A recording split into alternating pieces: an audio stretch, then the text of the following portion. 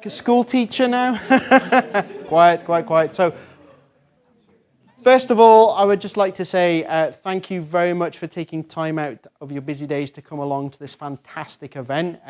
We've got a really great event with some great speakers and entrepreneurs to talk about how we support and build our community here in Aberdeen and the Shire. I'll say welcome to everyone in the room and also anyone that's streaming online.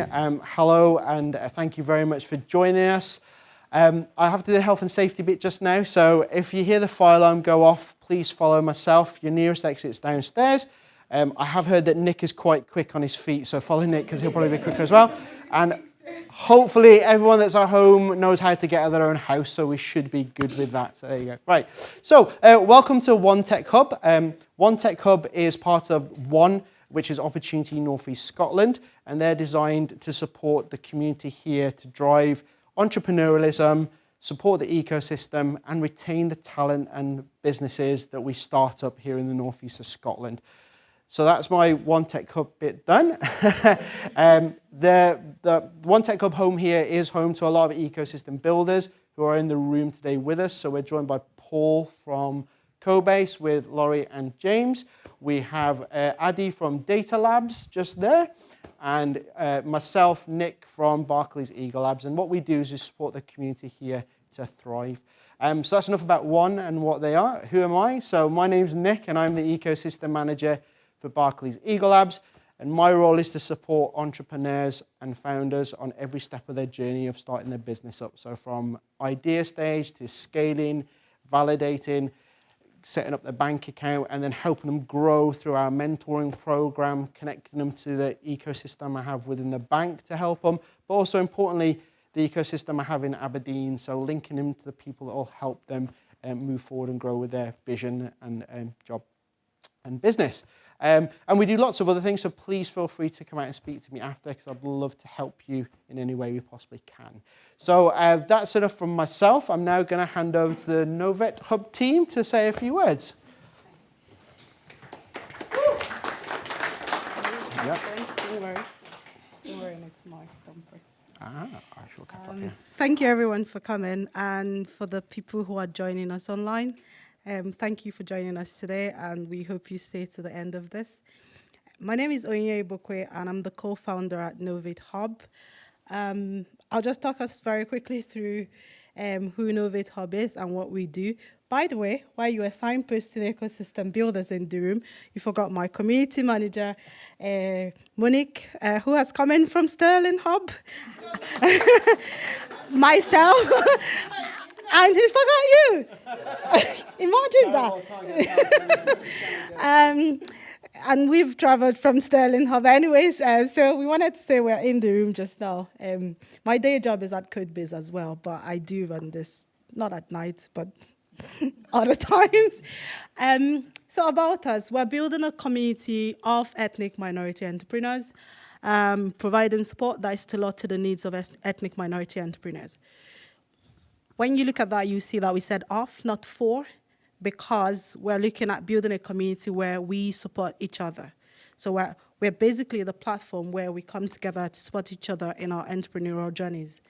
And we're doing this because Enoch and I, my co-founder who is taking pictures just now, who is also the CEO of Black Professionals Scotland, he's done a lot of work for Black professionals in Scotland. And during that work, I used to work at Black Professionals as a program manager.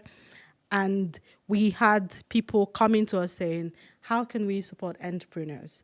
I've had companies who wanted to talk to ethnic minority entrepreneurs, they didn't know where to go.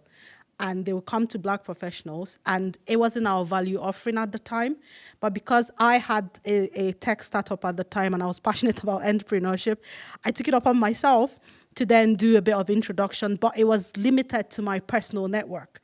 So if somebody said I wanted to speak to ethnic minority entrepreneurs, I'll have to call people that I know personally to say, are you able to come to this? But there are a lot of people doing good things. There are a lot of people building businesses. There are a lot of people who have built businesses in their home countries and have come here and thinking, okay, this is not a pathway for me. So Our job is to bring the community together and make sure that everybody is co-creating together and seeing people who are on similar journeys like themselves, with all of the intricacies of that journey, including the visa bit and all of these things that a typical Scottish entrepreneur might not be facing in trying to build or scale a business, including having your own personal network here, knowing that you've just arrived and you don't have that network to help you grow. It takes a community to build a business, to be honest, a successful business. So we're looking to create that platform for that community to thrive. So we're not looking to say, oh, we're creating this for you. It is off. It's a community of ethnic minority entrepreneurs. I feel like I've talked about our mission and our vision. Is to create an inclusive and safe entrepreneurial space for ethnic minorities. To opportunities, innovate groundbreaking solutions to unique problems. Our vision is to make the Scottish business community truly diverse. If you know me personally, you will know that it is a motto of mine. In rooms that we go in, you don't want to be the only person who looks like yourself in those rooms. You want to create an avenue that other people will come in, because the only way that we can build wealth, the only way that Scotland will truly be diverse, if ethnic minorities are also creating jobs and opportunities, and we are all coming together and sitting on the tables where decisions are being made. And the only way we can do that is to start getting involved, is to build businesses, is to get involved, build careers, and get to the level where we can influence policies and decisions. Our goal 1 is to empower and connect. Goal 2 is to inspire growth. And goal 3 is to advocate for your interest. That is a very important one, because I think, excluding myself, Enoch, who is here, has the opportunity to get into rooms that maybe we wouldn't ordinarily collectively be able to get into. In terms of ecosystem building, I can also get into rooms. And there are people in the community that can get into those rooms. What we're looking to do is to make sure that when we're in those rooms, that we're speaking for people who are not in those rooms and making sure that we're representing the interest of those people. This is our tribe, our team that supports. We have Joshua, who is not here, is the Director of Digital Media Strategy. Myself, I direct the programs and initiatives. So I run the things, you come with it, and I run it. That's why I'm called a fixer. We have Enoch, who is the Director of Operations and Partnerships. Golden, who is our General Admin Officer. And we have Ridwan, who is here taking the pictures, the Digital Media Coordinator. So you can chat to any of us, and we're open for people to volunteer to make sure that we're reaching the people that we need to do, because we're very aware that we can't do it ourselves. Services that we offer, when we say services, I should change that, but the things that we do offer, which are absolutely free, we're not looking to get money from you to get anything done, we're just here to support. Advocacy and representation, training and networking events, like the one you're in just now, business support, mentorship and guidance. In terms of business support, we have something coming up. Enoch will speak about it at the end of this, and signpost that. We're looking to do as much as we can, and we're looking to track. If you know me very well, my background is engineering. I'm always looking to track and measure. So is this working? What can we do more? What is the problem? How do we solve that problem? And how can we measure the impact of that problem? I'm very interested in that. We're very interested in that. We are here to be the vehicle for you to be able to connect with other entrepreneurs. I urge us to listen to everything that people are going to talk about today, the journeys of people, and know that you do belong in the rooms that you think are too far-fetched. There are opportunities in the ecosystem for us to grab. You just need to be in the right place to hear about it. There's a lot of money that fly around this ecosystem. You just need to be well-positioned to be able to grab it. There's a lot of support that fly around in this ecosystem. We have Nick here, who does a lot of things. Nick is the man. And there are a lot of people here. We have Paul Cleland, my colleague here, and we have Oluwaseun, we have Nick Bansal, we have, I remember you now, Natalie. There are a lot of people in this room whose job is to support you to build a thriving business. That is what I do for my day job. So chat to me about it anytime. Send me a LinkedIn message about your business. I'm always happy to chat. I'm always happy to talk about it with you and just talk you through that process. At this point, I'll hand off to our keynote speaker, my colleague Nick, my colleague Paul Cleland, who is the head of region for Codebase for the Northeast. And he will talk us through, I didn't know what he's talking about, but, but he's going to talk us through something. And he'll hand off to the other speakers, and hopefully we'll have a very good fireside chat. Thank you for coming, and stay on.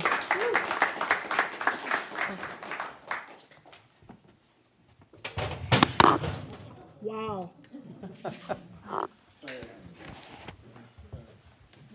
You got it. It's a good one, isn't it? You're switching off. Yeah. Thanks, Anya. Okay, so evening, everybody. It's great to see so many people here. Lots of familiar faces, but also some new ones, which is always great. Onyinyi, my trusted friend and colleague, she asked me to do a little bit of a keynote speech, she called it, which was slightly scary when I first read it, but just to talk a little bit about where we are up to just now, what the ecosystem looks like in Scotland, but also more specifically in the Northeast. Nick's stolen a little bit of my thunder, so I'll try not to repeat too much. Same with Onyinyi, so apologies for any repetition. You'll be pleased to know it's not death by PowerPoint. But I will be reading some notes, but I'll kind of expand on it as I talk through. So, before I start, I'd like to tell you a quick story, and it's about this time last year, and a few of you might have been there, I can't remember, but we had the showcase event from one of the energy tech bridge programs that we run with our colleagues from Barclays Eagle Labs. I was actually standing over pretty much where Bina was. And I was talking to one of the judges, Pooja Balachandra, who's an American young lady who's a VC investor, who was one of the judges at the event. And I was really curious about why she'd come to Scotland, why she was here. And she smiled at me and said, "Scotland's so diverse." Right? And as a kind of middle-aged Scottish guy, white Scottish guy, I was quite surprised. And I was like, "Really?" And she went, "Yeah, but not in the classic sense." She said, "Scotland's incredible. You do everything here. You make things, you grow stuff, you've got resources, you've got energy, you're really creative, you've got fantastic food and drink, you've got tourism. Scotland's incredible." And I remember thinking, flipping out, wow. You know, sometimes it takes a fresh pair of eyes to kind of, you know, help you see things a little bit differently and appreciate what you do have rather than what you don't. And those of you that live in the Northeast, is that everybody here pretty much? Not far off. Sometimes we're very good at talking a region down rather than talking it up. So, as you may know, Scotland has a rich history of innovation and invention. Scotland's always been a place where ideas are born and nurtured, where creativity and curiosity are valued, and where challenges are seen as opportunities. But we can't rest on our laurels.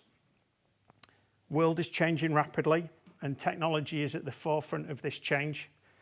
Technology is transforming every aspect of our lives now, from how we communicate, to how we work, to how we learn, to how we entertain ourselves. Technology is also creating new possibilities for solving some of the most pressing problems of our time, such as climate change, how we take care of and educate our people, and how we consume our resources in a sustainable way. To thrive in this new era, Scotland needs to have a vibrant, ambitious and fast-growing technology sector, a sector that can produce world-class products and services, that can attract and retain talent and investment from all over the world, and that can contribute to the economic and social well-being of our nation and beyond. So that's why the Scottish Government commissioned Mark Logan to undertake a review of the Scottish technology ecosystem. Now, the review was published in August 2020, and it provided a comprehensive and insightful analysis of the current state and potential of the Scottish technology ecosystem, as well as a set of recommendations on how to develop a world-class tech sector here in Scotland. Now, the ambition for the output of the ecosystem was to be a stream of technology startups that reach sustained profitability, an ambition to scale up, but also importantly, to scale deep. Now, the review identified 3 fundamental supporting areas of dependency. So education and talent, infrastructure and investment. And in each of these areas, the review had a number of proposals that, taken together, would accelerate the ecosystem towards its tipping point. The tipping point being the point at which the ecosystem hosts a critical mass of viable startups and scale-ups that support each other and continue to thrive, that encourage more people to get involved and to see tech as a viable career destination. Now, the Scottish Government welcomed that review and committed to implementing its recommendations with the support and collaboration of various partners and stakeholders, including Opportunity North East here, Scottish Enterprise, the Scottish Funding Council, Skills Development Scotland, and a really wide variety of public and private sector partners. Now, from a North East perspective, the review also recognised that Scotland has a unique opportunity to leverage its world-class corporate industrial sector, especially in energy, to establish a leading role in energy tech with its potential to create high-value jobs, reduce carbon emissions, and enhance Scotland's international profile and reputation. Universities, colleges and schools are going to play a pivotal role as we move forward, attracting talent to a city and region, upskilling and reskilling a workforce, and creating clear opportunities for young people. When we speak to them, they tell us that they want to stay here. We need to make it easier for them to do so.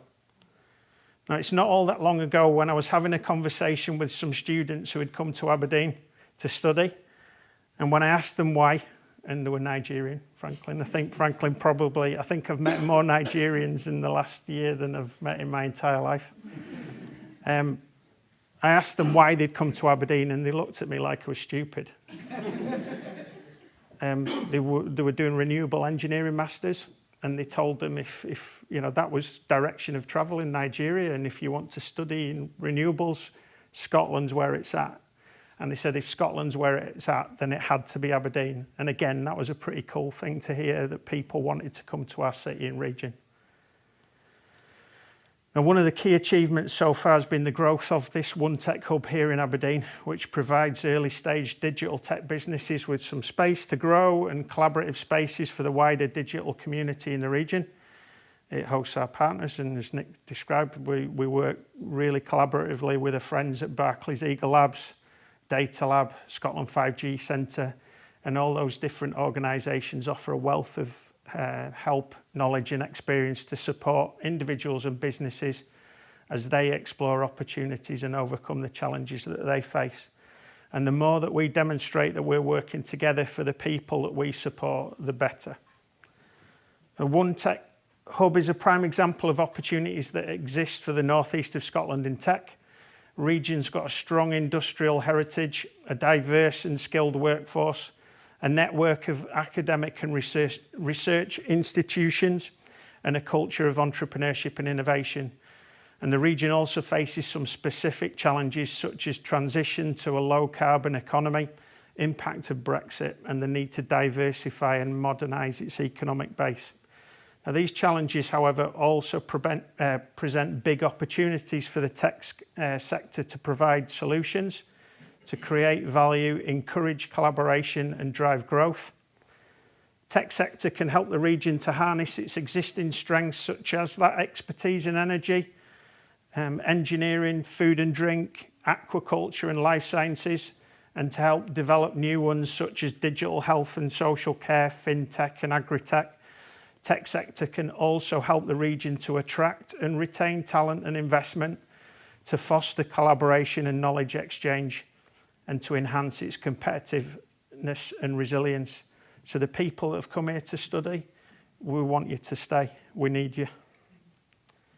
So tech is no longer a vertical in the economy. It's deeply and increasingly embedded across every sector, and adopting technology is a way of improving what we do, how we do it, and most importantly, why, is going to be critical to the success and growth of our economy and the well-being of our people.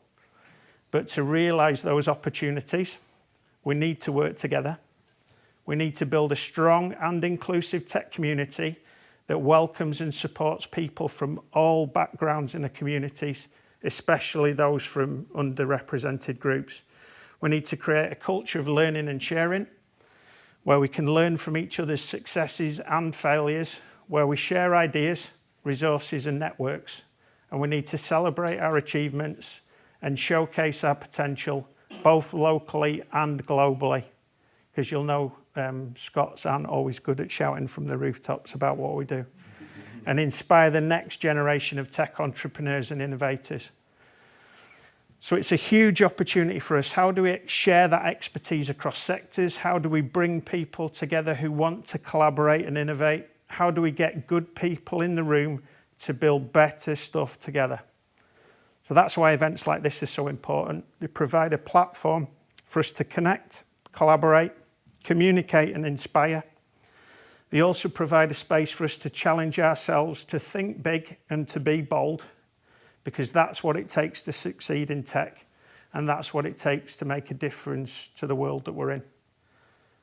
So you're more than welcome to join us on this journey, a journey to build a world-class tech sector in Scotland and a world-class tech ecosystem here in the North East, a journey to create a better future for ourselves, our communities and our planet. Thanks for coming again. Thanks for your support, and really hope you all enjoy the evening.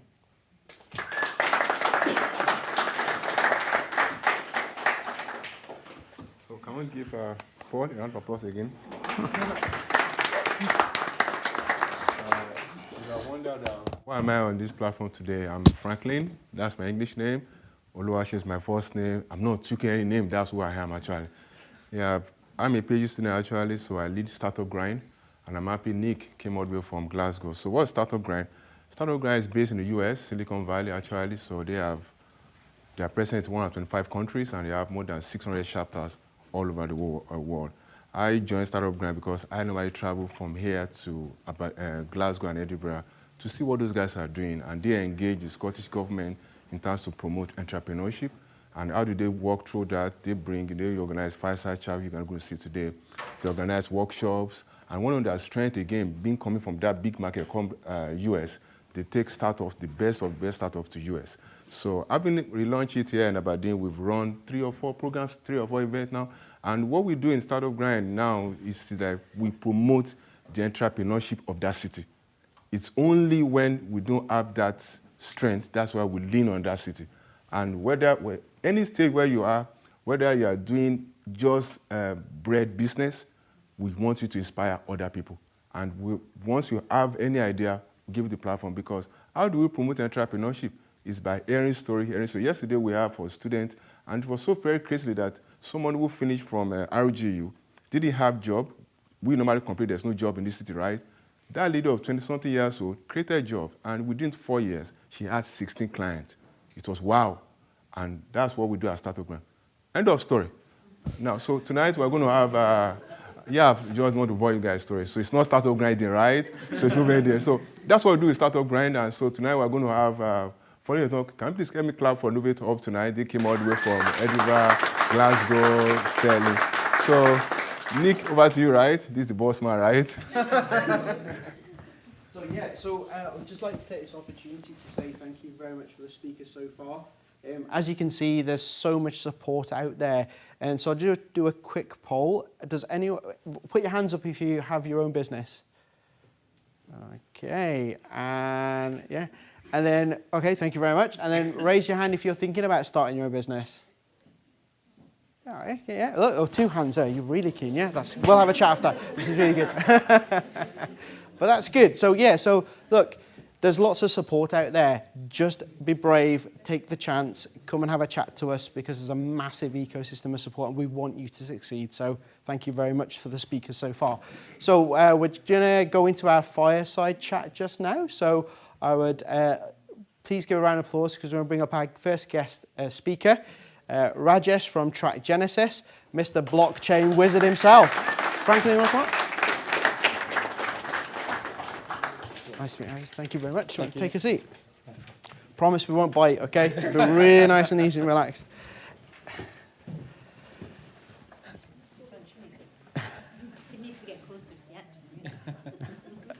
Brilliant. So, Franklin, do you want to start? Yeah, no pressure. Right? So, Rajesh, can you share a bit about your personal journey in entering the blockchain industry? What actually motivated you to be part of that industry? I started my career in the manufacturing industry. I'm not really a typical IT guy. I worked in manufacturing, and I started in an electronics relay manufacturing company. Then I worked in a tire manufacturing company, and then a surgical glove manufacturing company. My job was basically looking after the shift. And then most of the manufacturing, it was in India. Okay, it's like 3 shifts, so you have to like work all day. And I was shift in charge, so basically I need to look after the production quality and all. And every day, once you finish the shift, like in the morning, you have to write the daily reports. It's not easy because we use the calculator, and it's not easy to do it in the 5 o'clock or 4 o'clock in the morning, and always we make mistake. And there's a say that if you wanted to get the things done like quickly, you need to find a lazy person. So I was like that person. So I was very frustrated about like this job. So I tried to find out a shortcut. Okay. So I did a spreadsheet with some calculations on, and then I put like the numbers, and then I got the report straight away. That was my first thing to the program, the real application of software. And then because I did that, the original purpose was to just create the report. But since I have all this data in there, I managed to analyze how the production is going. And I understand that like some days, like the production quality is not great because of some other parameters. So we changed the parameters, and we managed to raise the good quality products, which actually saves money for the company. So company said, okay, that's great. So we keep on doing the similar thing. So I started like doing some coding. I did some software. And then I understand this is something I like the most. This is something I enjoy most. So I wanted to move to IT. But the problem was because my background was more like engineering side of it. So if I wanted to do a programming job, I need to have a programming degree, a software degree. So I moved here in the UK, and I started a software degree. I did a master's in software technology, and I started working as a programmer. And before joining that job, I always love coding. I enjoy coding. This is something I do when I get free time. And then my thinking was, okay, so once I get the job, then I can do whatever I like, and also I get paid. That's the great thing. That was my thinking. But in reality, when you start working on a company, that's not the case, because you'll be like fixing bugs all the time. You won't be able to like do cool stuff. So I worked about 9 years, 7 to 9 years. And that period of time, lots of things changed. Apple released iPhone. The new job created like app developers. And I was actually staying away from all these technology changes because I was fixing bugs for this payroll all the time. And it was very boring. Then I thought, like, what's the point of wasting your talent and time? I mean, I basically because I could code when I'm sleeping, because I was more comfortable in what I was doing. But I got a feeling that I'm wasting my talent or thing. And then I thought, okay, I need to leave this job. I need to do something which I can see the result, not just like a payroll, because payroll has been there for like 40, 50 years, and everyone knows like what is that. So I wanted to do something which I can see the results. So then I left the job, and then I was exploring different technologies, and blockchain came to my mind because blockchain creates immutable and transparent transactions. So it's basically you can use in different areas. And the first thing caught in my mind is food traceability, because I have like 2 kids, and then I always think about what my kids eat. So I wanted to see what's happening behind the scene. So I started developing applications using this technology, and then it was a difficult journey starting a business. We all know that, but if you don't give up, then that's the success, the secret behind the success. Don't give up. So then I started building system, and then I started building the team, and then you get the customers, and that's how I ended up in blockchain. Sorry, it was a bit long story. That's great. Thank you for sharing that. And a couple of things we just pulled out from there is obviously you try and eliminate lazy people. Brilliant. How do you motivate yourself? Did you used to aid help from coffee? Because I'm just wondering, you're non-stop. Coffee is the best fun for the developers. We always drink coffee. Coffee's the lifeblood, isn't it? Yeah. But it's quite clear that out of a passion and something you're really passionate about was born the business. So. Yeah, but the thing is, when you're starting up a business, if you are aiming for the money, you will never get satisfied because you don't get money anyway. So you need something. No, I mean like if you are like following money, there's always there are some times like we feel like we are really down, and then we will look for other options to get the money. But we need to have like a passion of something what you're doing, so that keep you going, because the entrepreneurial journey is always ups and downs. So you need to have some passion. The money will follow. Brilliant. Hopefully. Yeah, Hopefully. Hopefully, yeah. And so could you kind of give us your experience on diversity inclusion within blockchain sector or industry? Yeah, the blockchain sector, because it's a very new technology, you can't really find, it's difficult to find the talent. So definitely like you need to look for the other market as well. And then, because when I started this business, I was looking for like developers from locally, and I couldn't find anyone. And first I looked in Aberdeen, then I looked in Scotland White, and again like I couldn't find anyone. And then I finally got somebody from India. I mean, I'm originally from India, but I didn't really have a connection there at that point. But I find them like through online, and also then I thought like actually we need a diversity. Then only like we can make like great products, and also it opens up a bigger market. So yeah, blockchain again like it's difficult to find local resources. It's always like better to go globally, and also like that culture will give us like something in a greatness. Just to add on to that question, then you mentioned culture, which is really key, and what I've seen you post on LinkedIn about your diverse team in India, what comes across is you sort of have a really, really embedded, brilliant culture. So is that because it was a conscious decision to make that culture, or did you see it and you want to replicate it? Where did that come from? I mean, when I was working in my previous company, and I was made redundant, and then the reason, I mean, I was really good in what I was doing. I mean, I'm not really boasting or anything, because that's something I love the most. But when you made redundant, like you think back and you said like you worked really hard for the company and they didn't really care. I'm not really saying about my previous company, they're good, but because it's broadcasting. But that time I made a decision like if I make a company, I don't really see people as numbers. I see people as people, because we all have family, and like I know like some of my colleagues worked for the company for over 40 years. I mean, they started even before I born at that time, and then they had to leave when the company closes down. So company don't really care about like your family life. So when I thought like when I start a company, I see people as people, and then and also like my staff, like I see like myself like them. So because if I bluff with them, and then if somebody like talking rubbish, I know like what they are talking about. So I need like transparency, because in our company website we says transparency, trust, innovation.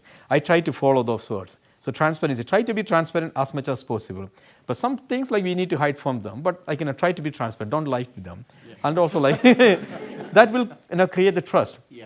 And the other thing in my team, I don't know if you noticed or not, like more than half of my team members are women, and they all have family and they're looking after the kids. This is very unusual in blockchain. If you look at any company in the world, you don't see any company with more than 50% of women, and not even more than 50%. Most of the companies you may see like 1 or 2 women, and everyone says because this the deep tech is not for women. That's completely wrong, because most of my projects is really cool project and really deep tech projects are done by women, and they did all this project management, and I can completely trust them. The reason is, I mean, I always like follow the new things, and I don't really stick on with that. So I know like this is one of the the character with the men, like they don't stick on one thing, like they always like keep following the other thing. Yeah. But if I give a job to a woman, because they do a lot of things in one time, like they look after their the family, look after the kids, and they do the job and all these things. So they know the responsibility. They finish the work no matter what. so that I know that, so I can trust my team members. Brilliant, thank you. Franklin? So should I be my girlfriend now? Just a joke, actually. The next question, I'm just imagining it now. All of us are, in terms of how we classify ourselves in the UK, black and minority, right? We come to this country and you started blockchain. How were you able to start it? Was it not overwhelming? And we had this discussion 3 years ago, and so like, because the question is saying, what are the challenges and opportunities that you have encountered? And the way I want you to answer that question is that we have a lot of people who are new here, maybe 1 or 2 or 3 months, 6 months, they have crazy ideas, but just come to the UK, whoa, this is a big market, how can I fly in? So let's use that way you fly in, and you are the #1 blockchain guy in the world, Scotland. How do you do that? What are the challenges and opportunities? There's always challenges. And also, like being an ethnic minority, the challenges will be much more. The thing is, because you listen to me because you know me personally. Because if you know people in person, there will be a trust built between them. So then they will listen to you. But if you come to a new place, nobody knows you. So first you need to build the trust before you say something, because they don't know whether you're bluffing or whether your background or anything. So that is not easy as a minority. But it will, even though like it will take time, but you can easily build it. Like the resilience is the key. And also what I find in Scotland, especially in Aberdeen, this is like my home now. When I studied this building, this used to be Robert Gordon's University's engineering building, and my office is down there. And all, I know you all are like my friends, so this is like my home. But it takes some time, so don't give up. Like like maybe when you're like talking to someone about like your business idea, and maybe they don't really give you like that feedback, really good feedback, because they don't really know you. But eventually, like they will know you, they will know your potential, and then you can build that. So it takes some time, but be patient, and then like keep on doing it. How long? Because and I'll tell you why. When you say something, visa, all of that. How long? I know. Yeah, there are. I mean, I also had the same problem, but don't give up the hope. So don't what? Don't give up. The one other thing I'll tell you, like when I came here, like I wanted to do a software degree, and then I joined the MSc Software Technology. Every single friend of mine, like they said, you're making a mistake, because nobody got a job as a programmer here in Aberdeen from India. So do something else, go for the oil and gas, because that's much easier to do. But I don't want oil and gas, I want like programming. But I graduated in December, and I started work on February. But I actually went for like a lot of interviews before, but anyway, but people are different. Because they are talking their point of view, but you're completely different. So maybe like when you're talking an idea to somebody, they say, oh, no, that's not going to work. Because they are talking from their perspective. They don't know like your resilience or your potential or anything. So, believe in yourself, keep on going. And then, okay, you can take advice, but you don't really need to judge yourself based on other people's advice. Thank you. Yeah. Thanks, Franklin. So it's quite evident you're passionate about the people you work with. You want to drive a fantastic culture, which is brilliant. My life is ruled by females as well, so I completely understand the trust part. Yeah, absolutely. But I would say, I'd like to ask you, how do you feel that your business and blockchain will impact the communities that we operate in? Yeah, blockchain, I don't know like if everyone is familiar with the blockchain. Blockchain is basically a transparent and immutable ledger. Basically, you can store an information in a transparent and immutable way. That is more like a democratic way of sharing the information. It can actually, blockchain is very useful for the community who are underserved. Like, so for example, like in the UK, we all have access to the bank, but that's not the case for the other part of the world. Some part of the world, like we don't have access to the bank. So in that case, like we can use the cryptocurrencies. Like cryptocurrency, everyone can have access, and nobody is regulating that thing. Like all you need is like a wallet, and you can easily transfer money between us. And I'm originally from India, and I moved about like 18 years ago. And then last time when I went to India, I was really surprised to see the technological advancement happen in India. And in India, like you have a unified payment interface kind of thing. Like there are lots of apps. Basically, you can transfer money using like mobile apps. And then I was surprised because when I went to buy some food, the street vendors, like people are like selling vegetables in the streets, they can easily take the money using this just a QR code. They don't really need a device. They don't need to pay money to bank for each and every transaction. And it's happening all over the India. Like it's growing really fast. And we can do the same thing with the blockchain. So this one works with the bank. But the blockchain, you don't need the bank. You can use the blockchain like for transfer that. So that will give access to many people into this fintech ecosystem. And the other thing, your data. So right now we are in the world of Web 2. Web 2 means like the bigger companies are holding your data. So you are their product basically. So Facebook, Google, whatever like you're using it for free, but they are taking your data and they're making money with your data. But blockchain is the underlying technology for the Web 3. So with the Web 3 is you own your data. Excuse me. So this is another thing, like your identity. So you're coming like as an ethnic minority person, like originally came from India. So I have some medical records in India. And when I come here, like then I go to NHS, and then I'll have like medical records here and here. And if I go to another country, then I'll have like medical record different place. So basically, our medical records, our data is held by the government or like some organization. There's no way we can integrate with the other country. Whereas if it is on a blockchain, you can hold all your data, and you can take the data with you. You can integrate with anywhere in the world. So you basically own your data, and you have full control of it. And so that's another application for. There are lots and lots, but and also food traceability, or like so if you're a farmer, and this is what happened like in India as well. Like farmers actually don't really get much profit because the intermediate take all this profit, because the end user don't have the complete visibility how things are done.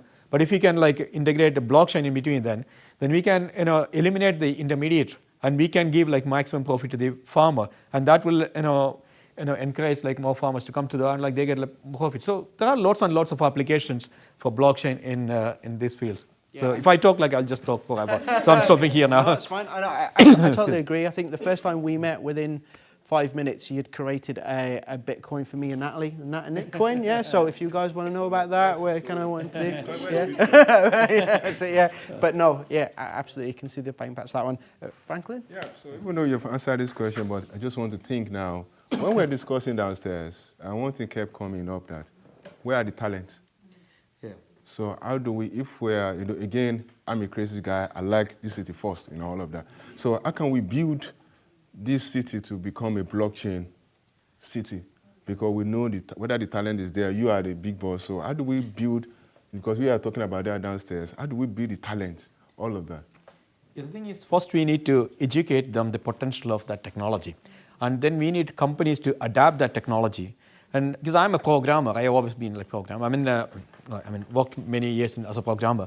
So when I was working here in a company, I was using a programming language called Progress. Nobody ever heard about it. I didn't even hear about it before I joined there. But most of the companies here in Aberdeen were using Microsoft technologies, .NET, C#, ASP.NET, and that type of thing. And then I started learning C# because I wanted to get a job here. So I understand, okay, if I learn C#, it's much easier for me to get the job. Now in the blockchain, so who will learn blockchain if there is no job available? So because obviously we need money to live, and then we are looking for career. So first we need to do is we need to educate the company the potential of blockchain. And again, like we need to build the ecosystem, and we need to build some software applications. Then companies know that, okay, yeah, this technology is actually solving some problems we are having. And then software companies will follow because they say, yeah, there is a big market there. So we need talent. And then developer will follow. So rather than just I'm teaching developers coding about blockchain and no company is using, then they will move away from Scotland. That we don't want that. So basically we need to educate people about the technology and about the advantage of this technology, and build some showcase pilot projects, and then that will encourage more software companies to come into this ecosystem, and then developers will definitely, developers are very clever. They will learn things very quickly. Thank you very much. I hope Edinburgh will not steal this idea. So over to you. Yeah, good. So we have a really good room mixtures of people wanting to start a business, or do have a business. But have you got any tips or advice that you could give when it comes to building a professional network and networking within sort of blockchain communities? Yeah, I'm really interested in that space. Knowledge, and when you share knowledge, we learn more. We get more, basically. So because when you are speaking about technology, we get a lot of questions, and then we think about like some areas we never think about before. So yeah, that's I'm very interested in sharing knowledge between others, and also discussing things. And any tips for anyone that's wanting to start networking and build their own network?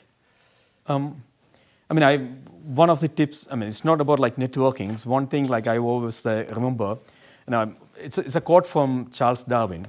It's not the strongest of the species that survive, nor the most intelligent species that survive. It is the one who are most adaptable to change. So we are all adaptable. Brilliant. So nobody can stop you. So go ahead with your engine. That's my tip. Thank you for sharing. Thank you. So, thank you. Yeah, thank you very much. Thank you. Thank you. Round of applause. So I think we're just going to wait for Bina to get mic'd up, and then we'll all welcome them.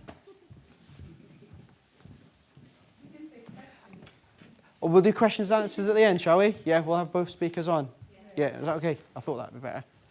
Another round of applause for Rajesh. Thank you very much. Thank you. Now we're going to welcome to stage business wife number one, Bina, a fantastic entrepreneur, award-winning entrepreneur of carbon capture. Thank you, Bina. Oh, woo! Look at that. Woo! So, Bina, thank you very much for coming on and sharing your journey with us today. So I'd like to kind of just maybe start at the back and tell me where you got the inspiration to become a founder and how you got to carbon capture. There's a couple of stories in there, I think, but I come from an entrepreneurial family, and many people from my culture came here, or parents came here, and they struggled to find jobs because they didn't quite fit into a lot of these spaces. Maybe from an educational background, the education didn't quite marry up with the jobs that were available here. So when my father came here in the 1960s, he decided that the one option would be for him to set up his own business. And actually he worked in the Italian rag trade. He set up his factories in London, and that's really where he made his money. And I think I probably had that in me. My father unfortunately passed away when I was only 6 months old. So I never really saw that entrepreneurial journey. I heard about the entrepreneurial journey, but I always thought it was always almost like a dream. So I think internally I always wanted to be an entrepreneur. I just didn't know how. And I didn't have the inspiration in front of me to do it. And then I think the second part of that journey was really when I worked. So I worked in the oil and gas industry 25 years ago. I started, and my first posting, some of you already know, was to Nigeria. And one of the things that surprised me about Nigeria is that baptism of fire, I call it. I was 21 years old, and one of the things that really inspired me about Nigerians was that every single Nigerian, and I worked on a site with 6,000 predominantly men, and a lot of those were local Nigerians. And one of the things that I noticed with every single Nigerian that I worked with was every single one of them was an entrepreneur in some which way or form. So you would have an engineer, but also said, do you want to buy some peanuts? I've got some peanuts in my pocket. And that used to really, it was actually quite inspiring. And I thought there didn't seem to be anything that these people couldn't do. And I went back and I thought, we live such a privileged life in the UK, and we don't make the most of the opportunities. So that was really the second thing that inspired me. And then the third thing was what most people do is they kind of fall into it. And then once they fall into it, they can't get out of it. And that's really what happened to me. I moved up to Aberdeen 6.5 years ago, decided I didn't want to work for a big corporate anymore, and started looking at doing some volunteering work, fell into the net zero climate change space, came to the realization that there's so much opportunity in this space because we've got so far to go, and realized that actually technology was one of these areas that we needed to enhance and build on in order to get us to where we needed to be as far as net zero was concerned. And that's when I started doing some research and started looking at the different technologies that are out there. So since then, I've set up a few businesses, all in similar space, but carbon capture has been the latest. Brilliant, thank you. Yeah, I remember you shared one story of, I think on the last Startup Grand event. You know, somehow, again, going back to what we raised with Rajesh, for immigrants to do business, they're always clouded with, oh, this market is saturated. How do you came across that carbon capture stuff? Was it accidental or coincidental or intentional? You don't make them easy for me, do you, Frank?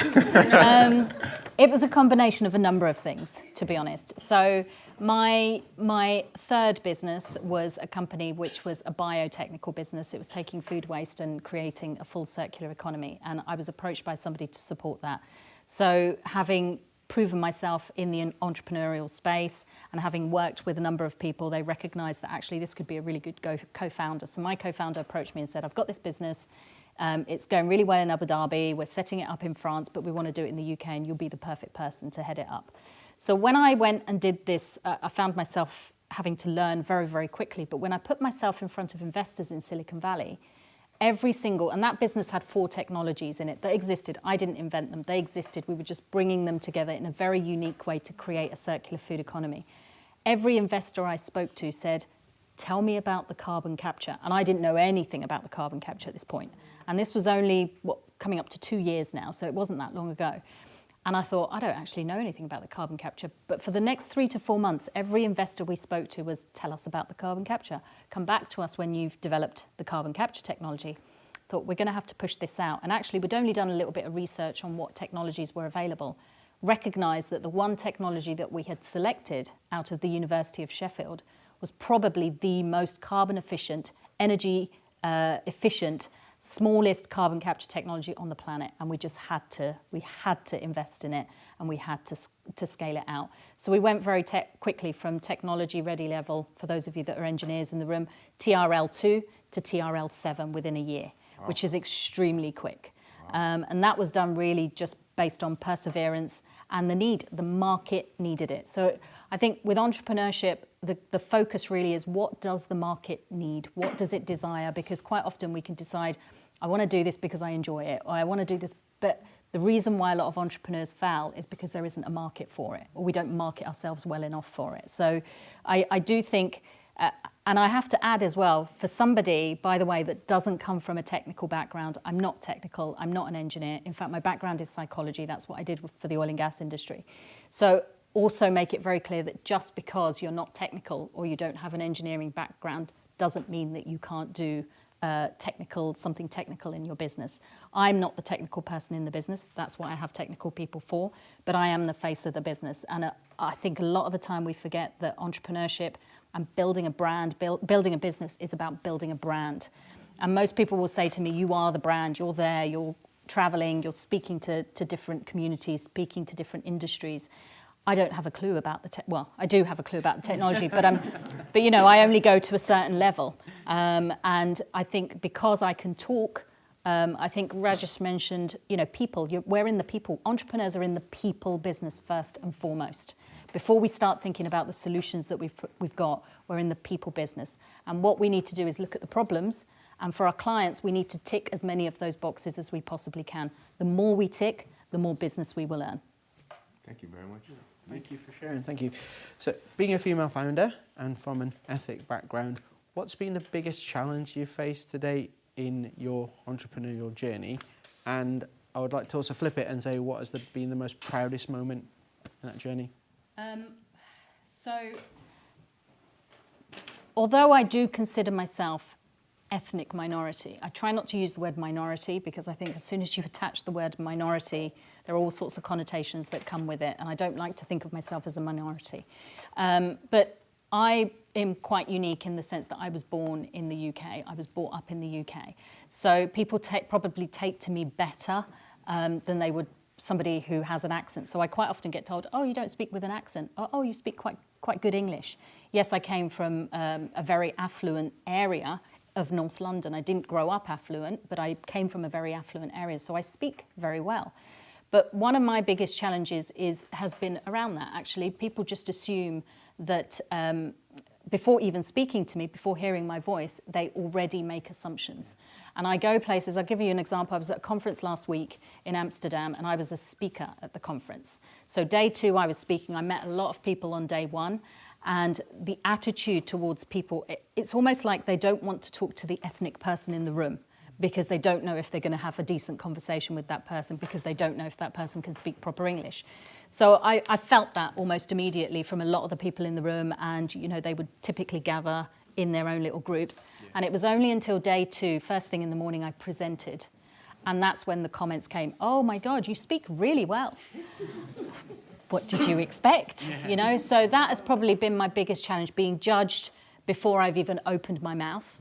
And also, one of the biggest challenges I've had has been in Aberdeen. And I hate to say it, but sometimes I feel like we've been transported back to the 1980s, some of the attitudes that I get here. And I'm not talking about Aberdeen in general. I'm talking specifically about the industry I come from. There are no women that do what I do, full stop. So in order for people to take to me, it takes quite a bit. But the other thing that I find as well is I tick a lot of boxes for, I sit on a lot of panels in the energy industry, and I'm absolutely mortified that there are not more women, not more people from different diverse backgrounds on these panels. But sometimes I feel like I get selected because I tick, oh, you're a female, oh, you're a person of colour. Yeah. And I get told it a lot. So those have been my biggest challenges. I think just overcoming that, once you're over that, sort of, then it's fine. But the wins, the big wins for me have been really a bit more personal. So getting over the fact that I can put myself out there just because I look different or I sound different or I feel different, it doesn't mean that I can't be on par with anybody else. And I think those barriers are more psychological, and once you pass those, once you can get over those, so I put myself out there, my business has been going for 13 months. I've achieved in 13 months what most businesses can't do in 13 years. So when I put myself out there, I put myself out there in the press. I mean, some of you may have seen, December 2022, I put a press release out. Nobody really knew me before then. I put a press release out saying that I was going to achieve 1 billion in revenue over 10 years. Guess how much criticism I got? Guess how many enemies I made? People who I've never even met before. So I rustled a lot of feathers. So yes, that was a challenge, but at the same time, it was my biggest win because I realized that, you know what, it doesn't matter what I do, whether I put myself out there or not, it's never going to please people. So therefore, I'm going to do what's right for me and what's right for my business. Now, I put that press release out on the 5th of December 2022. On the 6th of December 2022, my Hong Kong investor called me up and said, I want to invest. So at the end of the day, who won? Yeah. So I think for me that probably a message to all is put yourself out there, step outside of your comfort zone. In fact, don't even think of it as a comfort zone. Just do what you would normally do. Try not to let others hinder how you think and feel about, ultimately if it's good for you and it's good for your business, then the saying goes to hell with what everybody thinks. And everybody's going to have an opinion. I can guarantee you, when you're a nobody, nobody wants to know. Once you start climbing that ladder, every single person around you will have an opinion on what you should be doing, what you should be wearing, what you should be saying, you name it, they've got an opinion. So it's always going to happen. And I think certainly with minority groups, we tend not to put ourselves out there because we stand out. And I'll give you an example. Only 3 weeks ago, no, December, middle of December, I went to a chamber, Aberdeen Chamber business breakfast. There was 250 people. And I was delighted to see that there was actually quite a lot of women. But out of 250 people in Aberdeen for a business breakfast made up of the Chamber of Commerce, I was the only person that wasn't white. And that was the first time in my life that I felt uncomfortable. And that's not happened before, but I quickly pulled myself out of it. And I thought, at least there's one. And also, I wouldn't say massive, huge success for women in new technology, in energy. It was fantastic to see your room there, really promoting diversity and inclusion in the energy sector. So, well with me. And also a bit personal, just experience of yourself is, we talk about our communities, but sometimes, and you might feel the same as me, I kind of feel like I'm in the middle. Yeah, that's what I was going to say, yeah. Yeah, and I'm glad you can say it and be honest and open, but sometimes I feel we're not accepted by our own culture, or neither. So sometimes we've got to really balance that approach, haven't we? But it is key about people by people. Once they get to know you, get to understand you, you find that you build bridges and break down barriers. Thank you. Yeah, I agree. I think you're right. And that's one of the things, having been born and brought up in the UK, I've never really been accepted by my own community because I'm too English. Or I'm too white. And then also on the other side, I've never really been accepted. But one thing I will say, when I walk into a room, it's very rare that I notice now that I might be the only woman, or because I'm so used to it. Other people will pick up on it, but I don't. And I think that's one of the things we have to stop doing, is saying, stop looking at how we're different. Let's look at the similarities. Focus on the similarities and the positives rather than the differences. Yeah, you're absolutely right. When I was growing up, my name was Nurpal, but as soon as I went to school, everyone called me Nick, and it stuck because it was what's behind the name. So yeah, I get it, but you have to try and fit in, and that's what it's about sometimes. So thank you for that, Franklin.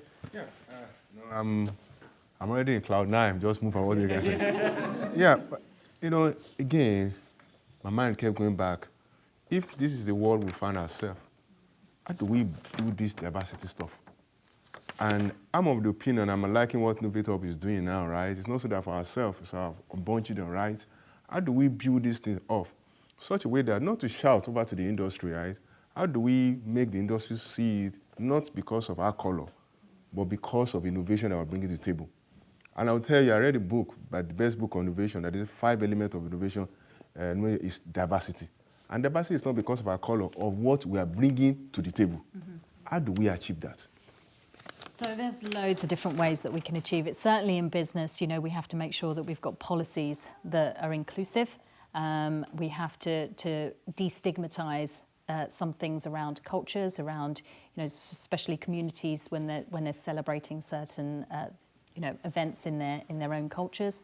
We have to destigmatize some of these things, destigmatize menopause to be more inclusive of women, for example. So policies are really important, but it's also really important to make sure in your organization that you are fostering an inclusive community within your own business. And that is by ensuring that we are recruiting, our recruitment processes are fair, ensuring that we're looking at things like the difference in pay, the difference in opportunity, leadership, etc. But the other way that we do that is by putting people like me, and as much as I hate it, you might disagree, as much as I hate it, I have had to put myself out there because I recognize that it inspires others to do the same. And I don't think enough of us do that. We get to a certain level and then we start to we go on a downward, oh, well, I'm there and I'm doing my thing and I'm making my money or I'm doing, but it's really important that people like us come to the forefront. Not at events like this, I'm talking about where we're not represented, so that others can see, well, if she can do it, then other people can do it too. Then we shouldn't be biased towards, and the third and final thing I have to say is allyship. Find those people in those communities that are not your own, that are allies. And one example I give you is back in September, we had an event here. It was Offshore Europe. I don't know if you remember the Offshore Europe conference. And we had something like 60,000. I don't know where they put 60,000 people in Aberdeen, but apparently there were about none of them could get taxis, by the way, just saying. So we had about 60,000 people here. And in the morning, there was a breakfast. With 500 people. This was the start of the week of Offshore Europe, and people had come from all over the world, and there was a breakfast. And that breakfast had 500 people at it. It was run by the Chamber of Commerce, and 500 people in it. And the Chamber of Commerce did the introduction, and then the next thing that happened is one by one he called up somebody from a different company, Baker Hughes, whatever it is. They came, they did their 5-10 minutes of what they were doing in the energy transition and what they were doing differently, and then they sat down on the panel. Once you had 5 people on this panel, they opened it up to questions, and the first hand went up. And the first question was, how can we talk about the future when the opening panel of Offshore Europe 2023 has 5 white middle-aged men on it? Boom. And the person that asked that question was a middle-aged white man. So I remember everyone looking at me saying, oh my God, it wasn't you for the first time ever. I was like, hallelujah. But then the second question was, there's a panel that's taking place in the afternoon, which is a diversity panel. It would be really great if all 5 of you could attend that panel, because I think you need to learn something. And instead of saying, actually, you know what, you're right, which would have been the best response, you're right, we made a mistake this time, it was excuse after excuse. Oh, but we've got these policies, we do this at this company and we do this at that company. And it just got worse, and you just sit down and stop talking. You're not going to be able to answer this question. So that's what we need allies. And that is the third piece of that puzzle. If we can get allies like you, Paul, who is here today speaking, we need people like you, no offense, middle-aged white man. But we need people like you batting for our corner, because otherwise it's just us saying the same old thing, and we're told, oh, here she goes again, banging on about colour, banging on about being a woman, and that it's not working. History has told us it's not working for us, so we need more of you. Yeah, thank you so much for that perfect answer, because we always think that, oh, let's get to those spaces just because we're black, we're minority. Until when I read that book, that a strong organization has to have diverse opinions, and that's what you have said. But you're Nick. Yeah, so I'm going to be a bit rogue now and go off piece here. No question on this, Franklin. So, who's been your biggest inspiration? I think actually and I think we might have touched this question last time, but actually I think my biggest inspiration has actually been my husband.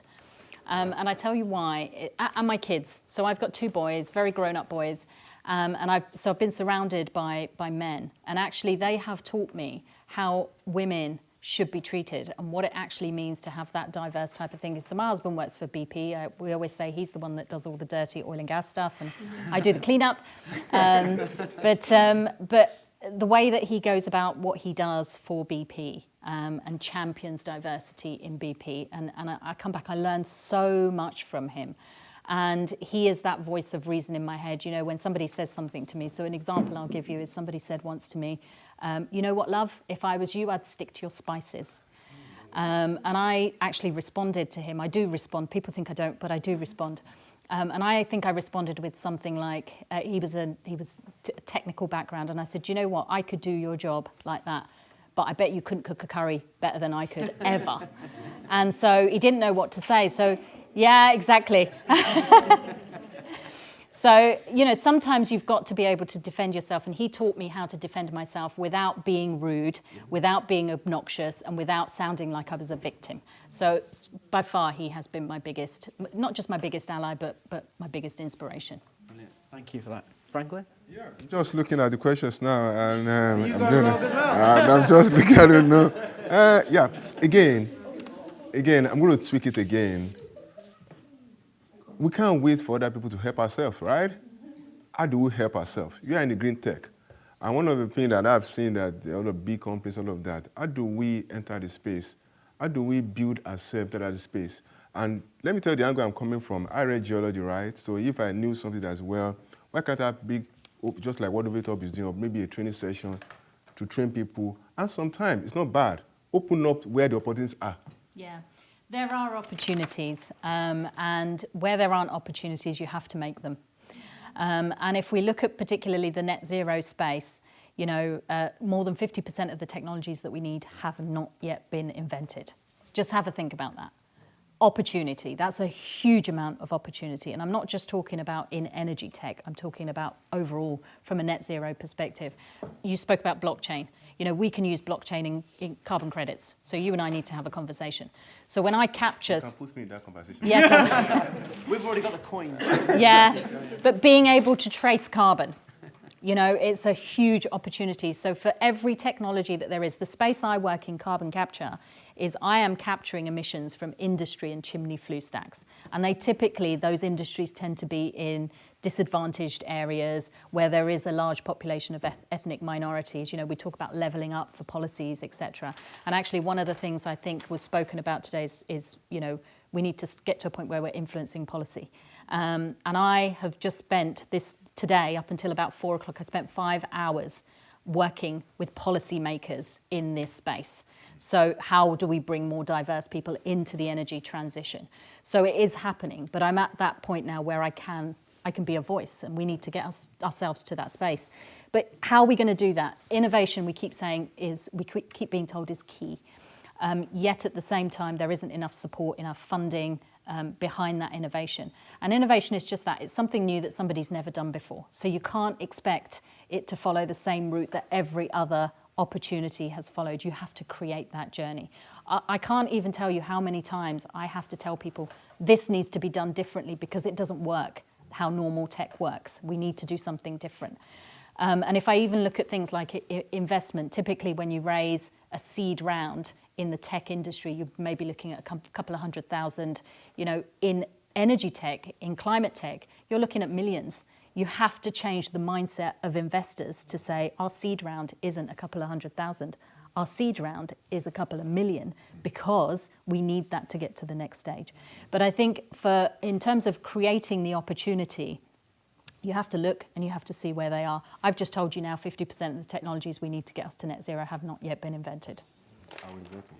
There you go. There you go. And that's what you need to, and there are some companies here, you know, I work with some companies in here who are doing some phenomenal things in the space, and I keep saying you need to keep going and you need to keep hammering away, because you are needed. It might not necessarily show right now, because typically as government, what we'll do is we'll go, we need to get to net zero by 2045, and we'll be fine for another 5 years, 10 years. Then we'll get to 2040 and we'll be like, oh, bleep. We need to do some stuff now. And guess what? The technologies are going to be there, because some of you guys may have already been working on them. Yeah, can you come back to you? What advice would you give any female founder looking to get into carbon capture, green tech, and the tech space?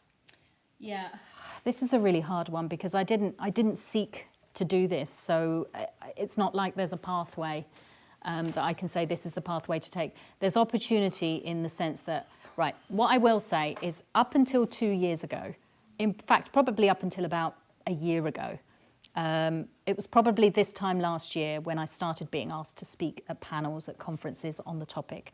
I didn't know the topic that well. It wasn't really something that I came from. I'm not technical, I'm not an engineer. But I knew what people needed to hear. Coming from a psychology background, I knew what people needed to hear to get buy-in. And I'm all about hearts and minds, winning hearts and minds, as opposed to winning people on the technical side. So I made sure that I could learn the things that I needed to get me by. And people used to say, well, I don't know anything about this topic. You'll be fine, you'll be fine, you'll be fine. And then I had to say that to myself, you'll be fine. And I was fine. And I quite often bring I bring a lot of contentiousness to panels because I challenge the norm. And this is probably why I stand out. But if you think at this time last year, I was not considered an expert in the carbon capture space. Now I am considered a global expert in the carbon capture space because I taught myself it. I found out where the gaps were, where things were missing, where is it that what are the things that people are not talking about that they need to talk about? And I talk about topics that make me look like an expert because nobody else is talking about them. If we talk about carbon capture, utilization, we always see CCUS, carbon capture, utilization, storage. Majority of the CCUS community do not know what the U stands for. And I can vouch for that. I ran a conference last year in Aberdeen, and they asked me to run a workshop on CCUS. And it was questions, about 40 people from the industry, from your BP, Shells, etc. Always CCU, CCUS in their title, CCS in their title. And I asked them the question, what can we use CO2 for? And they went, store it or utilize it to bring more oil up. They didn't know that it goes in virtually every product that we breathe, eat, use, our shampoos, our shower gels, our construction material. It goes in everything, plastics manufacturing.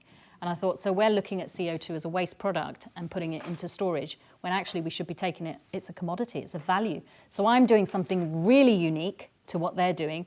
They're going, carbon capture is a cost, carbon capture, capturing it, compressing it, liquefying it, transporting it, storing it, injecting it, and then monitoring it, we think 1,000 years before it stabilizes at cost, and they're applying a cost mechanism to it. I'm saying I can capture it, and I can sell it, or I can create product and revenue for a business. I'm doing something completely different. So it's the same process of capturing CO2, but I'm doing something completely different. That's the innovative part. Yes, of course, the technology is the best technology in the world, but I'm doing something very innovative to make sure that businesses can make money from a waste product instead of just storing the CO2 to avoid paying their taxes or their carbon tax or whatever it is. So definitely, I think that for women and people from diverse backgrounds who are looking to move into this space, there is opportunity to educate and train yourself. Remember, net zero is not somewhere we've been before. Somebody has to start talking about these topics and becoming experts. How does somebody like me become an expert globally in a year? Because I've taught myself the stuff. And I also say to the industry, specifically in the industry, you are no longer up against, if I think about my position in oil and gas, now, if you step into this space, you are no longer up against middle-aged white man with 20 years experience. Because guess what? That doesn't exist. So I always say to the industry, if you want to be counted, doesn't matter where you come from, what your background is, what your gender is, if you want to be counted, now is the time to do it. Because if you're going to wait 5 years, then yes, you're going to be up against a middle-aged white man with 5 years experience. So if you're going to do it now. And that's my advice. Don't procrastinate, because the opportunities are passing you by. Yeah. So before we round up, there's something I think to balance everything. We've talked about the CCUS side of things. I know not everybody is interested in CCUS side of things, right? So what helped you in your journey? I know sometimes you follow startup going to US, all of those stuff. I think one of the things that affects people who come newly is that they don't go out, right? Yeah. What are those competitions? What help you so that all of them can have a feel of what you are? Yeah. I think that should be the last question on water, right? We can keep going. It is, she said, yeah. I think definite networking is obviously really important, but not just networking. There are a lot of people who network for the sake of networking. I'm talking about networking for purpose. You know, making sure that you do your due diligence on who's going to be in the room. Are you going to have the opportunity to speak to a particular individual that could potentially serve your purpose from a business perspective or from a personal growth perspective? So everything has to have a purpose. I know a lot of people that network, but there's no purpose behind the network. Am I going to build those connections? Am I going to specifically talk to an individual that I need to speak to who can influence policy, for example? So that's how I've always focused my approach to networking, getting myself out there. Also, stepping outside of that comfort zone, which typically as minority groups, and also women, we don't do. Because I'm not saying there's imposter syndrome, but certainly when we don't fit the mold, we tend not to put ourselves out there because we get noticed. And I get noticed. As a woman, as a person of colour in the industry, everybody knows me because I look different. And the example I give, last year I went to London Tech Week and I was pitching at London Tech Week and I had something like 170 investors in the room and there were 10 companies that pitched, 10 Scottish companies. I was the only female and I was the only non-white. Now, almost every single investor approached me, and when they were asked, when we asked them why, they said it was because they couldn't remember what the other 9 did because they were all white men. And that's when I thought, hold on a second, this could work for me.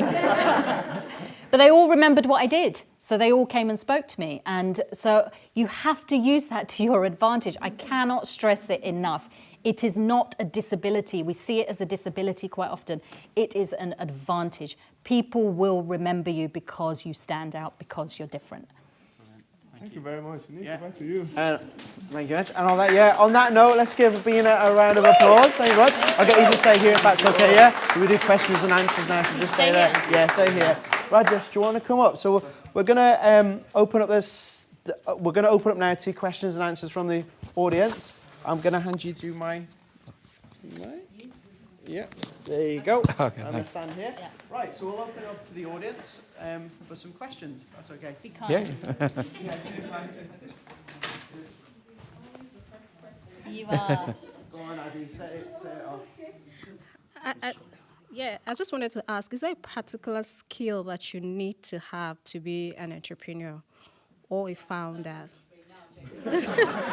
So I've met with a lot of them, and sometimes when they talk like this, it's almost as if I did this and it worked. Like I don't know what specifically I did that made it work. I just did it and it worked. Like they don't even know how they succeed. So is there a particular skill that you should have that guarantees your success as an entrepreneur? From my experience, what I find is it's your attitude. Basically the resilience. The entrepreneurial journey is always ups and downs. It doesn't matter you have the skills or anything. It's the way you react to things. So what keep me forward is I don't like to give up. That's my character. So it doesn't matter if I'm down, I'll wake up again and do it. So that's something keep me moving. But maybe Bina can. I have one, and this is going to bring in psychology. So I always say the one skill that every entrepreneur should have is something called motivational intelligence. Does anybody in here know what motivational intelligence is? No? Okay. So motivational intelligence, we have 3 levels of intelligence. We have our IQ, which we all know what that is. We have EQ, emotional intelligence, and we have something called motivational intelligence. It's more of a recent, kind of discovered much later in the 1950s at first and then towards the sort of 1990s. But it never really made the forefront of leadership training, and it is starting to. So the way I describe it is if Franklin and I are challenged to cross a really busy road, and I have very high levels of motivational intelligence, and Franklin has very low levels of motivational intelligence. The first thing that happens is our motivational intelligence kicks in, and it decides whether or not this is a challenge or an opportunity, right? So if you've got low levels, you will automatically see it as a challenge because of things that have happened previously in your life. We're all born with high levels of motivational intelligence, by the way. We get on a bike, we fall off, we get back on, we fall off, we get back on. We don't give up. As adults, when we experience something negative, we tend not to do it again because we know what the consequences are. And this is what I mean by having low levels of motivational intelligence. Immediately, you will see it as a challenge. Franklin sees it as a challenge. I see it as an opportunity because I've got high levels of motivational intelligence. The next thing that kicks in is your EQ, your emotional intelligence. Because I see it as an opportunity, how do I feel? I'm excited. Yeah. Franklin sees it as a threat, so he's going to be anxious, nervous, maybe a little bit scared. And then the next thing that kicks in is your IQ, the smart part of your brain, which tells you what to do. So Franklin will be, well, how do I feel about this? I'm nervous. I'm not too happy about this. In fact, I'm quite scared. The smart part of his brain is telling him, do not do it. If anything, take a couple of steps back just to be on the safe side. My brain, because I'm excited, I'm elated, I see it as a challenge, my IQ kicks in and I've already worked out how to get to the other side. I'm already on the other side, looking forward to the challenge ahead. So I ask you the question, out of the two of us, who is likely to succeed as an entrepreneur? It's always going to be me. So focus on your motivational intelligence. If you don't know what it is, Google it. There are ways that you can improve it. 100%. Brilliant, thank you for sharing. Next question. Well, we'll switch this side first. Yeah. Close to you. Okay. Thank you, both of you. So my question is, I know we have this follow your passion, and there's this other argument that says follow the money. And there are times, there are times when serendipity just gives you an opportunity and you jump on it. And there are times when you have to actually be motivated and passionate enough to learn a new industry or learn a new skill. And so in this case now, culturally, where we come from, clean tech, net zero is not really a thing. So you'll find out that a lot of Nigerians are not looking, we really have to be culturally absorbed in the UK here to really say, oh, this is how waste is causing a lot of damage to the world, or this is how climate change is causing a lot of damage to the world. The question all in all is, how do we try to balance this, follow the money, follow the passion, and follow the, Make money your passion. No, I'm joking. That's a really hard one. See, I've also got in the mix of that, I've got saving the planet. So there's opportunity, there's follow the money, there's a passion, but saving the planet is a responsibility, I should say. And I think if you follow the market, what is needed in the market, what do people actually need, and where are the policies, you will find the opportunity. Those opportunities will typically lead you to the money. And then once you've followed that money, you will probably find that you will fall in love with what it is that you do, because it's making a difference, particularly in the net zero or the climate tech space. It's making a difference to the way that people live.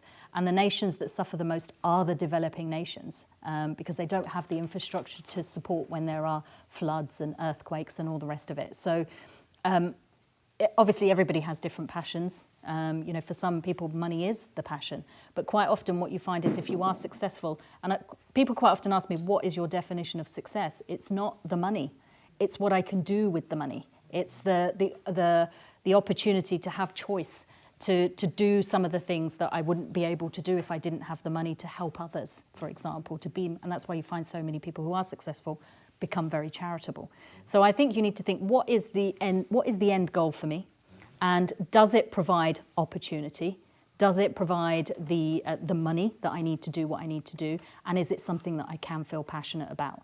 And there is a possibility you can have all three. There's no reason why you couldn't. Don't let anybody let you believe that you can't have all three. Sometimes it happens in stages, so you start with one and the others will follow. I don't know if you've got anything else to add to that. No, you did very well. I mean, I don't have much to say. But obviously you need to have passion, but at the same time you need to be realistic. So, if you are passionate, but you are going to make a DeLorean and going back to the time, it's not possible. Okay, you need to be passionate, and also you need to look for the market. And if the market, with your passion, you can make something and make money, it's a good thing. Yeah. So this is going to be the last question. Oh, can I just get one question right at the end, if that's all right? Sure. Then after a question, there will still be opportunities for networking, so you can catch the speakers to ask your questions directly. And you can't catch them this evening, you can catch them on LinkedIn. You can launch them off. Okay, thank you, Binad, Rajesh. So I'm going to just ask something around, because we are minority, right? So I'm also being careful to make sure that we are talking about competency as well, right? So I'm going to ask, for your two different fields, right? As a developer that got into blockchain, new technology, and getting into carbon emission and all of that. All right. Practically, like beyond just motivation, can you give us a glimpse of the amount of hard work you went into and the kind of effort that went into getting yourself to be as knowledgeable as you are in the field that you didn't really study per se? Okay? That's one. Then two, as a software engineer, for both of you, right? Would you hire me because now, I'm a software engineer, right? Are you going to hire me because I'm ethnic minority or because I'm competent? 100% competency. Because I don't like to use that word ethical minority. I mean, I already mentioned that more than half of my team members are women, but I didn't give the job just because of their women. I gave an open task, because if I give them because of the women, that actually I'll be like looking them down. Yeah. But I give the same challenge, and they always come up first because they are competent, better than like others. So same like doesn't matter like which ethnic minority you are. Like if you are competent, you will definitely win. Yeah. It's about providing an equal platform, an equal starting point. I quite often say it's not necessarily giving one over the... And I am a little bit against policies that say we have to recruit 10% this or 10% that, because sometimes you become what we call the 10%ers, which I heard quite a lot when I was in South Africa. Oh, they're the 10%ers. And I don't like that. So definitely on competency. And the first question was about... What was the first question? Hard work. Oh, the hard work. Go on. I mean, when I moved to blockchain, I had to wake up 4 o'clock every single day and then study blockchain. It took me 2 years. I mean, it's not easy, but if you are passionate, you have to work hard, really. But when I was working in the company, I was like free almost all the time, and my wife was saying, "Are you actually doing any job? You're free all the time." But when I started this, like I'm spending like maybe 12 hours or like maybe sometimes like even more than for study, because you need to be up to date. As like Bina mentioned, like she worked really hard for learning that CCU. So. I don't sleep much. No, I don't sleep much. I'm lucky if I get 4 or 5 hours sleep a night. But I do a lot of reading, and that's what I found in between working and getting the business to where it needs to get to. And obviously, everybody's definition of hard work is different, right? My definition, and one of the things that I will say that I am very grateful for is my culture, because my culture has taught me hard work, resilience, that if you want something in life, you have to go out and bloody work hard and get it. There is no ifs or buts or let's take a rest day. And I think that just comes from my culture. And I think probably most of you in here can say the same. We come from that culture where if you're not working, what are you actually doing, you know? So yeah, it is sometimes into the late nights, sometimes very, I sleep with my laptop, right? So when I wake up in the morning, 5 o'clock in the morning, I wake up, the first thing that happens is my laptop goes on, because I work across continents. I've got emails from the US, I've got emails from Hong Kong. So I work the whole time. I never have a day off, ever, unless it's Christmas and everybody is off. So last question from me. You've both had a fantastic journey. So if you could go back in time and give yourself one piece of advice or one golden nugget, what would it be, Rajesh? Oh, make a team in the beginning. Because I was a programmer, and it was very difficult for me to trust another programmer. So I always try to do everything by myself. But then you can't really scale up. You need to trust other people, and you need to build a team. Team is very important. If I go back again, I'll build a team first. Thank you. And Bina? So for me, 2 very quick ones. One is don't procrastinate. I wish I had started. I'm coming into my late 40s, 50s now, and I wish, and I wish I started 20 years ago. I really do wish because I would have had such a longer runway to do so many amazing things. So if you are thinking about it, don't procrastinate, because you will regret the wait. When you get there, you will realize that, oh my God, why didn't I do this 10, 20, 15 years ago? And then I think that's it. You asked for one. Yeah. I did have. You can have more. I did have a second one. Oh yes, the second one was. Focus on developing yourself as a speaker, as a presenter, because everything about entrepreneurship is how you come across. And I think if I was meek and I wasn't very good at presenting, then I wouldn't have got the opportunities that I got, because I speak all over the world in some amazing places. And if I didn't come from a presenting training background, I wouldn't have had that. So although it's not something that I lack, but I say to people out there, remember, when you're building a business, you are the brand now. With social media everywhere, it's what you're doing. And I say this a lot to some of the guys in here as well. Build your brand, get yourself out there on social media, put aside all the things that scare you about putting yourself out there, because ultimately you're doing it for you and your business. Thank you very much for sharing. So before we give them a round of applause, just want to say thank you very much for your time. And thank you very much, guys, for coming on, listening and engaging. But yeah, everyone deserves a round of applause for making the effort. And before we head off downstairs for networking, I've just got to hand over to my man. You got to say something? You want to say anything? Yeah, I think so. I think so, yeah. Yes, thank you very much.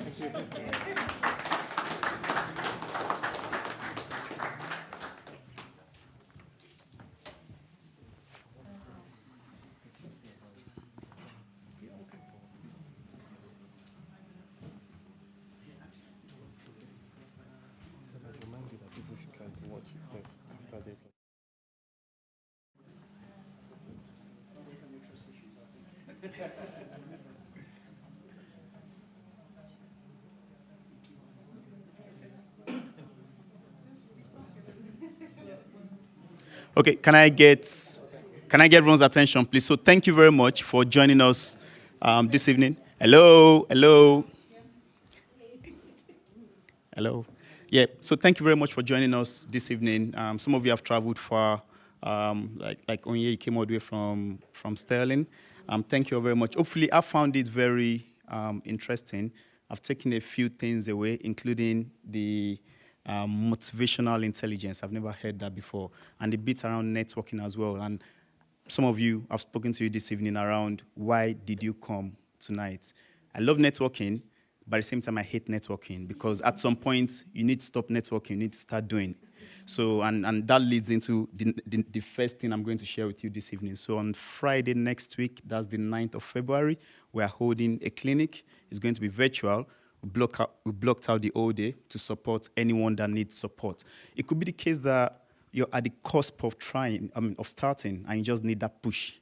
You can book a 30-minute session with us at Knowvate Hub, and we can help you sort of uncover or sort of remove some of those barriers that you're having to take you to the next level.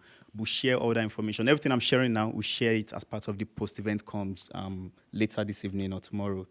Our next include an Innovate business series. It's in Sterling, so, and that's on the 6th of March. So if you can come along, or if you live in that area, if you know someone that lives down around Edinburgh, Glasgow, Stirling, that area, tell them to join us. I think it's been relevant, the business series, because apart from listening to these amazing entrepreneurs and successful business people, it's also an opportunity to meet people as well. But then, most importantly, as I keep saying, hopefully we're giving people the push they need to sort of get going on their journey. And the April 27, if you're free, there's going to be an African and Caribbean, to include Caribbean, Afro-Caribbean Food and Drinks Festival. And this is taking place in Glasgow. We share details about that. It's April 27, and we are supporting one of our members, one of the Knowvate Hub members, who is running that event. I think it's going to be the first of its kind. So if you're in the hospitality industry, or if you have a cooking business or a catering business, or you are in arts and crafts or any kind of something in that space, you can come along. You can get involved and come sell or showcase some of your items. Again, we share more information about how to get involved with that later. Feedback, this is important. So Onye said I should actually ask you all, and I should watch. Everyone grab your phone out, switch on your QR code scanner or camera. I need you to please scan this. We need this information. We need to know how impactful these sessions are. I think there was something that was said, I can't remember who said it this evening, around you need to know what's happening in the market, and then that will determine what you want to do. So for us, it's not what's happening in the markets. You guys are, in a way, our market. So we need to know what you're thinking about this business series that we're running. So please scan that, and please, we need that feedback. It will take a few minutes of your time. Tell us what we've done well and tell us what you want us to improve on for the next sessions. I'm sure the food is one of the things that went well. So, and then please take your trash. If you don't take it, Nick will have to pick everything after the event. And we don't want Nick picking everything. So if you've brought in Coke or whatever it is you've brought in, I'm not picking on you. Anything you've brought in, and even down where we're networking, if there's any mess you've made, please pick it up along the way and then drop it in the trash. If you missed, hey, I love you, man. Hey. Always looking out for you. Even though I just met you today. And YouTube, if you've missed any part of today's session, or you think, you know what, that was actually really powerful. I wish my friend was here. I wish someone was here. Wish no more. We make wishes come true. So you can watch the events, everything that's happened here today on our YouTube page. Again, we share that as part of the post-event comms. I think I've covered everything on here. I just want to quickly mention that even though we're running this Include and Inspire business series across the country, the major thing for us, the cusp of the project that we got funding from the Scottish Government for, is to build a platform for ethnic minority entrepreneurs and also like industry partners, like other ecosystem builders, like a place to connect. So if you're looking to do more networking, because I've heard people say they don't know what meetings are happening or where to be, you'll be able to go on there and see all the partners and what they are doing in one place, so you make informed decisions on events that you want to be at and what you want to do. I'll ask you to please follow us on all the channels, Instagram, Twitter, LinkedIn, YouTube, whatever floats your boat. But we're going to have a lot of content, all the business series and all the interviews that have happened with entrepreneurs. We're going to have that on the YouTube channel. But on the platform, we're going to even film more entrepreneurs and business series and workshops and advices around visas and all those other things that ethnic minority entrepreneurs face. So you're going to have those details, and you're going to choose what to watch, search for it. We're building the platform now. Hopefully we'll be able to launch by the end of March, that you have all these things in one place. You don't need to switch from one video to another. It's all there. Connect with everybody else and watch all the series that we've had and the ones we're going to film in studio as well. Whatever floats your boat, search for those subject matter, and then listen to the videos that we've made or what advice is coming from the entrepreneur that has expertise in that area. Please give us feedback. It's really important. I did say from the beginning that I like to measure. Please give us feedback. Measurement is important to me. We need to know that we're impacting. We need to know that you're happy with this. Tell us how you feel truly, so that we'll be able to improve our value offering for the next event. Thank you so much for coming, and have a good evening.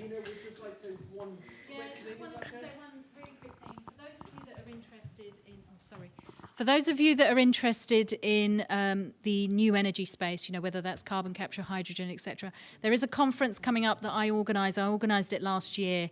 It's called Women in New Energy. Although it is focused at women in new energy, it's also open to all. We have men, a lot of men that come to it. But the conference this year will be, last year it was focused on talking about the diversity and the barriers.